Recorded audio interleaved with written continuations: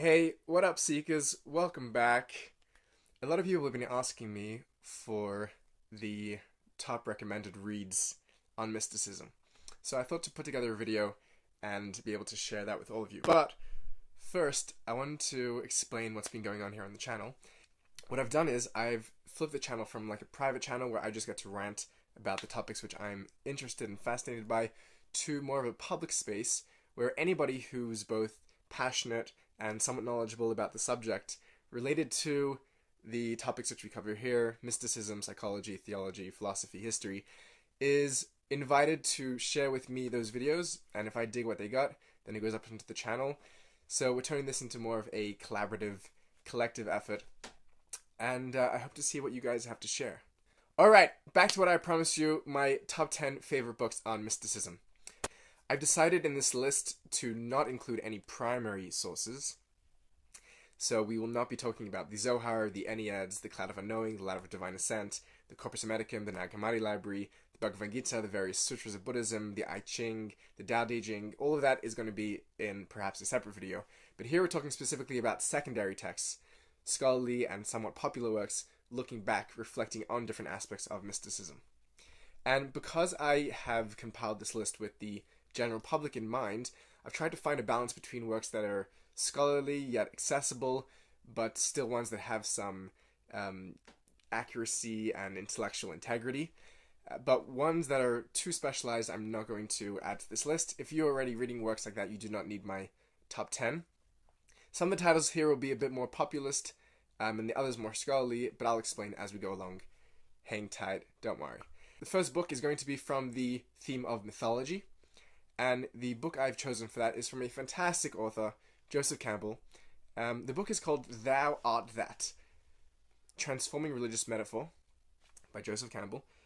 When I first discovered Campbell in a local library back home, I borrowed as many books as the library would let me of his and locked myself in my room for a few weeks and just read through everything he had written because Campbell is amazing. He was the most significant mythologist of his generation. He lived somewhat recently. He's famous for ideas which you may already know of, just may not know that it's from him.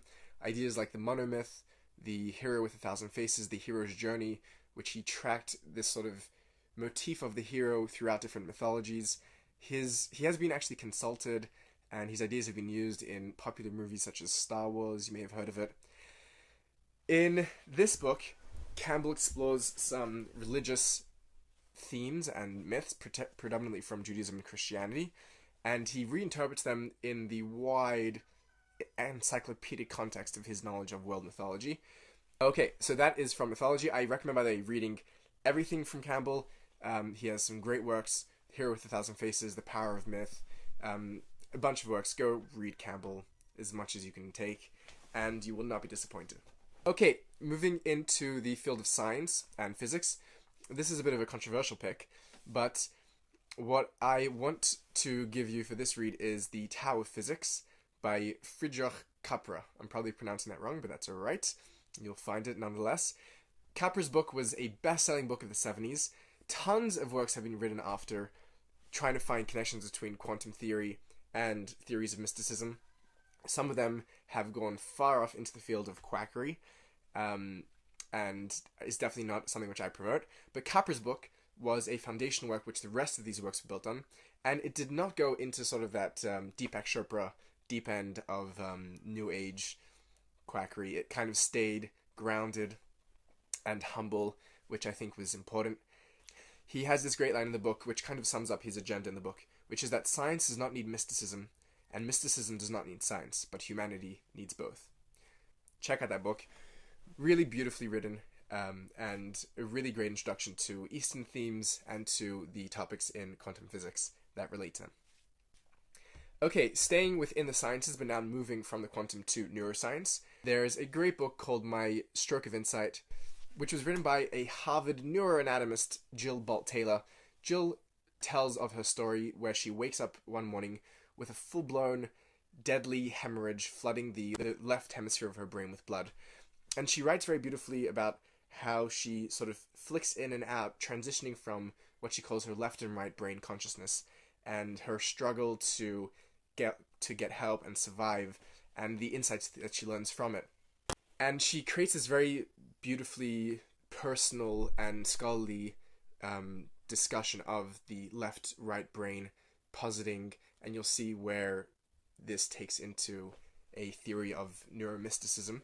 For something a little headier in this field and less personal, I would recommend checking out Ian McGilchrist's The Master and His Emissary, The Divided Brain, and the Making of the Western World. Okay, category number 4 is Philosophy of Mysticism. For this pick, I give you Mysticism and Philosophy by Walter Terence Stace. I'm not going to tell you about this book because I already did a whole, very extensive review of the book, and I will put a link to that in the description. Okay, so number 5. In the topic of religion and history of mysticism, this book is just fantastic. It is the Cambridge Handbook of Western Mysticism and Esotericism, edited by Glenn Magee.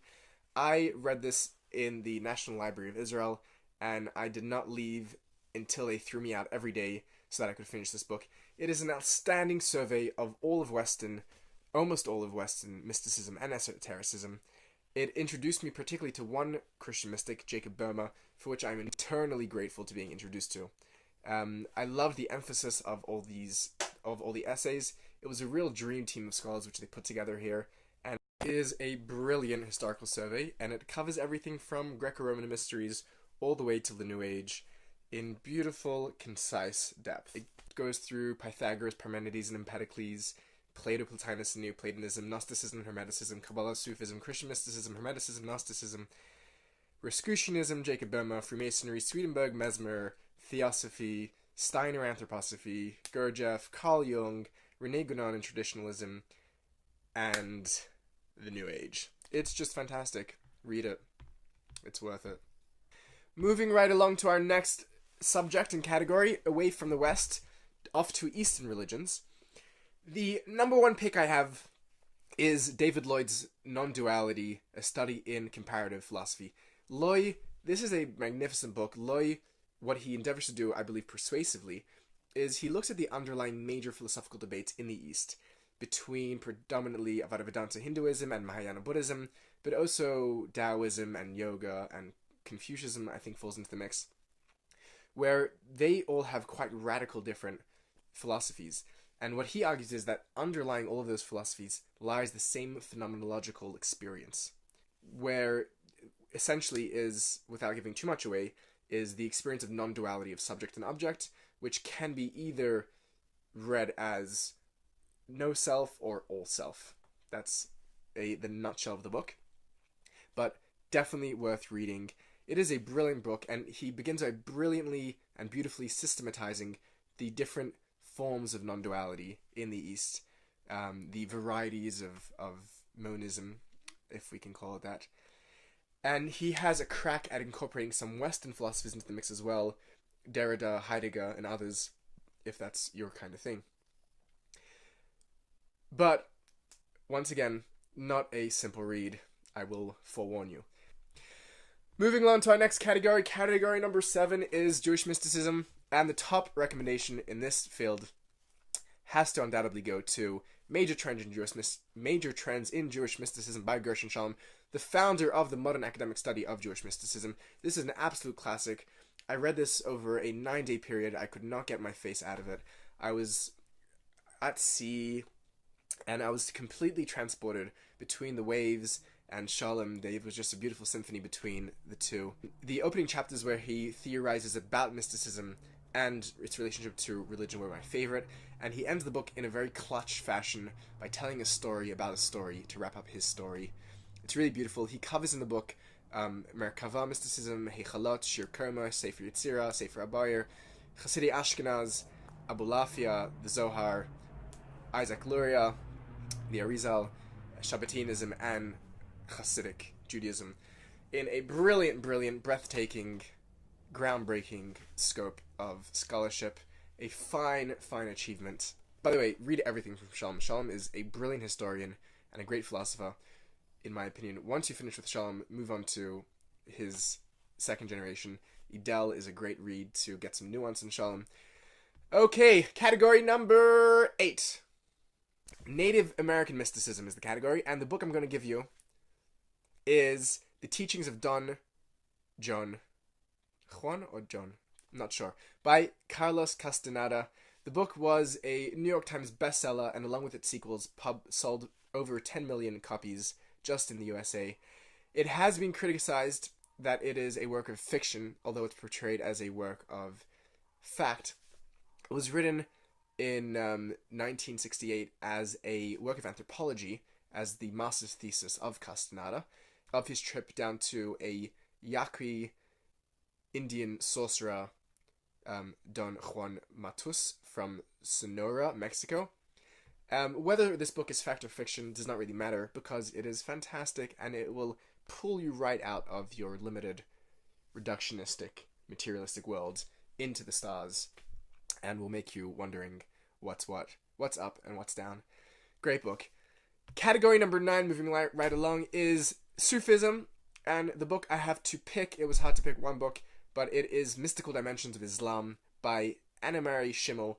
This is one of the early works in the field, but has really aged well and held its respect. It was really the first balanced treatment of Sufism from its very beginnings in the Quran all the way up to the 19th century.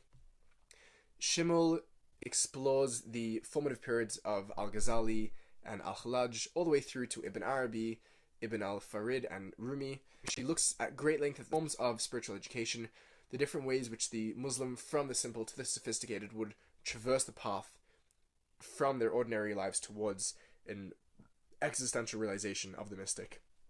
It's a great book. Go get your hands on Mystical Dimensions of Islam. Okay, now for the last selection, there were 3 books which I could not mention, just because they are such classics, even if they are sometimes difficult and boring reads. But no, that's joking. The good chapters are amazing. And I'm going to one is from the field of psychology, the other is a perennialist book, and the other is from Christian mysticism. You may already be expecting these if you know the field already. The first is The Varieties of Religious Experience, a study in human nature by William James. This is an absolute classic. It really is one of these opening books which kicks off the scholarly academic study of mysticism, from here a perspective of psychology. James himself was also one of the founding fathers of American pragmatism, and you see his philosophical lens very clearly in the book. It is just brilliant. Huxley's Perennial Philosophy is a classic, ambitious project. It's a hands-on the most responsible text for popularizing the notion of the perennial philosophy. What it does is it takes an anthology from almost all major religions, particularly from the mystical aspects of those religions, and shows their congruence and shows their unanimity on certain key elements. It was largely as a response to World War II, where Huxley felt there was just a tremendous amount of strife and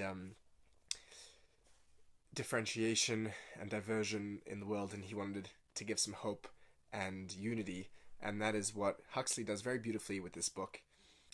The very final book is going to be perhaps one of the most popular introductions to mysticism as a whole for a very long time. Not a personal favorite of mine, but still it is the absolute classic in many senses, so I had to put it here. It's written from a very Christocentric perspective, which is why I need some updating, but it is Evelyn Underhill's Mysticism, the Nature and Development of Spiritual Consciousness. I got this book from Yusuf at Olam Katan, which is a Sufi Jewish bookstore at the First Station in Jerusalem. Thank you, Yusuf. My favorite parts of the book is where she opens one with a quick examination and a bashing of competing philosophies, and finds a very nice place to slit in mysticism between sort of vitalism and idealism. And number 2 is where she sets out and systematizes this 5-fold path of her mystic's way, and when she shows the different stations along the path that the mystic traverses. I like it because it's really ambitious and strives to find a pattern, even if at times it feels a little contrived and Proscrucian.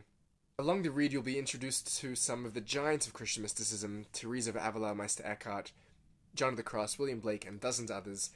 And in a dope appendix, Underhill gives a brilliant sketch of Western Christian mysticism from the beginning of Christianity all the way up until William Blake.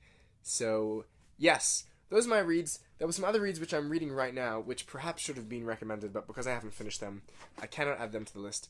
This is Mysticism, Sacred or Profane by Zahner, which is considered quite an important work in the field.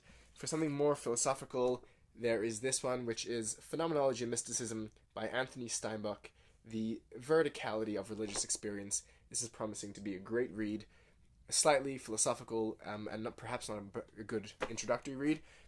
This one, The Unity of Mystical Traditions by Randall Studstill, The Transformations of Consciousness in Tibetan and German Mysticism, is a comparison of Meister Eckhart and Dogen, the Tibetan Buddhist, and it's kind of a reaction to Stephen Katz's constructivism. So, but I haven't read them yet, but when I do, I'll get back to you. Thanks for watching. Let me know in the comments what your favorite books are, what books you think should have been on this list, what books should not have been on this list, which books you'd like to hear a deeper review of, and as always, peace out, take care, love you.